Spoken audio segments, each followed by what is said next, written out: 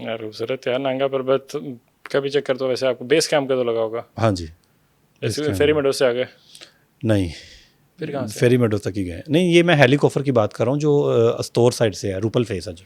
اچھا ہم لوگ گئے جس ٹائم لاسٹ وہ نانگا پربت فیری میڈو سے آگے آپ کا آتا ہے پہلا کیمپ 1 آتا ہے, اس کا نام بھول گیا. تاتو ولیج جہاں پہ آتی ہے. جیپ رکتی ہے. اس کے بعد ایک اور کیمپ بھی آتا ہے اور پھر آتا ہے بیس کیمپ. بالکل. تو یہ ٹریک ہوتا ہے, وہ خوبصورت جگہ ہے یار, بہت صحیح. مطلب دنیا ہی لگا. کیا فیل ہوتا ہے وہاں جا کے اگر کوئی دیکھ رہا ہے, کوئی نہیں گیا ہوا, عمر بیٹھ کو سن رہا ہے بیٹھا, قدرت کے قریب, اللہ سے کنیکٹیوٹی, اس حوالے سے اسپرچوئلنس.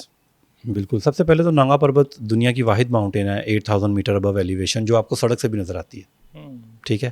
باقی نخرے میرا خیال ہے سب سے زیادہ کرتی ہے. کئی دفعہ ہم وہاں پہنچے ہیں اور بادلوں نے ہمیں دیدار ہی نہیں کرنے دیا. لیکن آپ جب بھی جائیں اگر فیری میڈوز پلان کر کے, تو چاند کی تاریخ دیکھ کے جائیں. اچھا ٹھیک ہے. مطلب چاند کی 14ویں کے قریب چلے جائیں تو وہ تو ایک ہے نا, وہ آئس آن دا کیک والا حساب ہو جائے گا. آپ کا جو ویو ہے وہ ڈبل ہو جاتا ہے. دن میں بھی آپ انجوائے کرتے ہیں, رات میں بھی آپ انجوائے کرتے ہیں.